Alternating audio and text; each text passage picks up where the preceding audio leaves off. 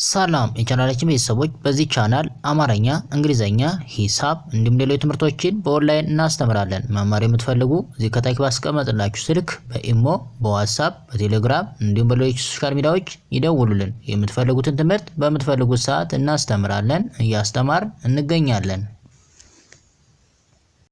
ሰላም እንዴት ናችሁ? በያላችሁበት ሰላማችሁ ይብዛ። ዛሬ ደግሞ እንግዲህ ዳይስ ኦፍ ኤ ዊክ የሳምንቱ ቀናቶች ወይም ደግሞ መንዝ ኦፍ ኤ ይር በአመት ውስጥ ያሉ ወሮችን የሚሉትን ሁለቱን እናያለን ማለት ነው። ከዛ በፊት ለቻናላችን አዲስ ከሆናችሁ ላይክ፣ ሰብስክራይብ፣ ሼር በማድረግ ቤተሰብ ሁኑ። ምክንያቱም የምንለቃቸው አዳዲስ ቪዲዮዎች ቀጥታ ለእናንተ እንዲደርሷችሁ ማለት ነው። እንዲሁም በኦንላይን መማር የምትፈልጉ እዚህ ከታች ባስቀመጥላችሁ ስልክ በዋትስአፕ፣ በኢሞ፣ በቴሌግራም እንዲሁም በሌሎች ሶሻል ሚዲያዎች በመደወል የምትፈልጉትን ኮርስ በምትፈልጉት ሰዓት መውሰድና መማር ትችላላችሁ ማለት ነው።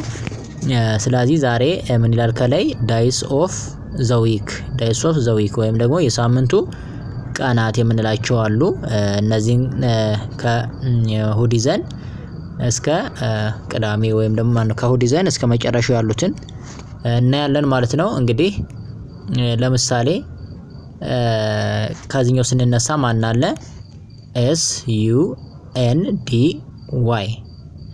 SUNDAY ምን ብለን ነው የምንነበው? ይሄ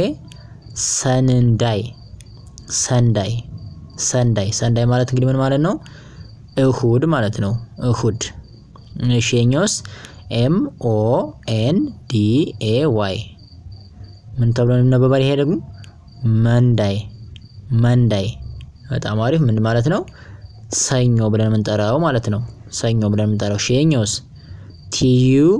TUESDAY ምንድነው? ቲውስዳይ ደግሞ ማለት ምን ማለት ነው? ማክሰኞ ማለት ነው። እንደምታዩት ዲኤዋይ ሁሉም ላይ ያለበት ይሄው ሁሎችም ላይ ዲኤዋይ ያለባቸው ከፊት ያሉትን ብቻ ለምሳሌ ይሄኛው ሰን የሚል አለበት፣ ይሄኛው ሞን የሚል አለበት፣ ይሄኛው ደግሞ ቱስ የሚል አለበት፣ ይሄኛው ደግሞ ምን የሚል አለ? ዌን የሚል አለበት። እሺ እዚህም ስንመጣ እንደዛው እና ዳይ የሚሉ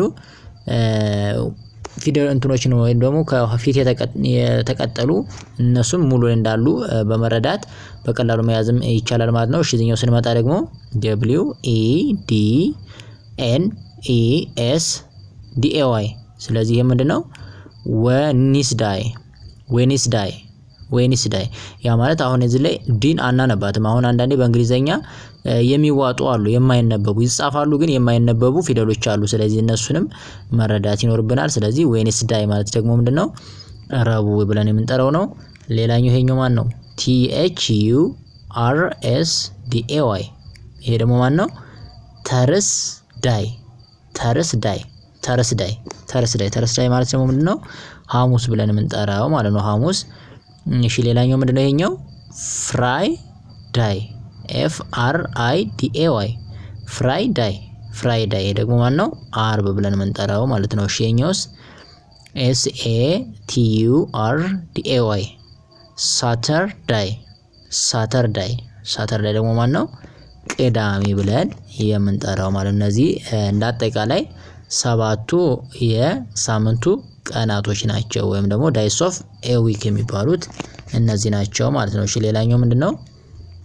መንዝስ ኦፍ ኤ ይር ወይም ደግሞ የአመቱ ወራቶች የምንላቸው በአመት ውስጥ ያሉ ወራቶች እነሱን እናያለን ማለት ነው። መንዝስ ኦፍ ኤ ይር ለምሳሌ ከመጀመሪያው ስንነሳ JANUARY ይሄ ምንድነው እንግዲህ ብለን የምናነበው? ጃንዋሪ ማለት ምንድነው? ጥር ብለን የምንጠራው ማለት ነው። ጥር ነው። እሺ ሌላኛው FEBRUARY ይሄ ደግሞ ማን ነው? ፌብራሪ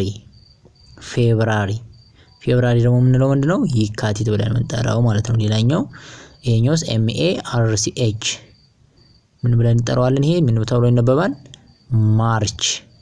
ማርች። በጣም አሪፍ። ማርች ደግሞ ማለት ምን ማለት ነው? መጋቢት ብለን የምንጠራው ማለት ነው። ሌላኛው ይሄኛውስ APRIL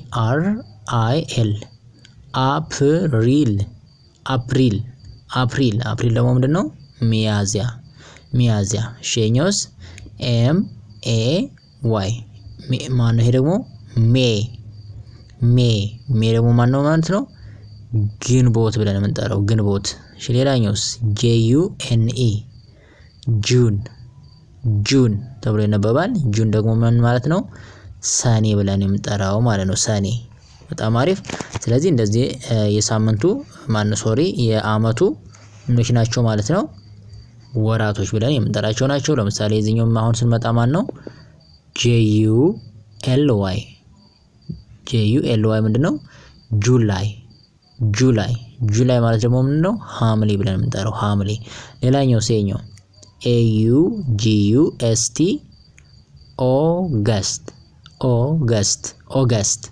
ኦገስት ደግሞ ምንድነው? ነሐሴ ብለን የምንጠራው ነሐሴ። ሌላኛውስ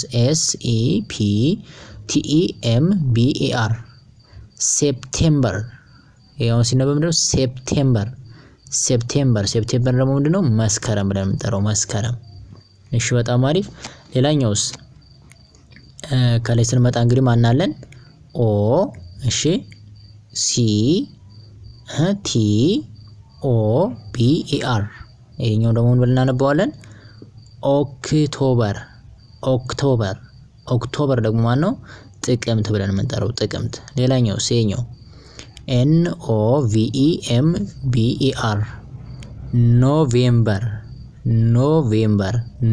ኖቬምበር ደግሞ ምንድነው? ህዳር የምንለው ማለት ነው ህዳር። ሌላኛው DECEMBER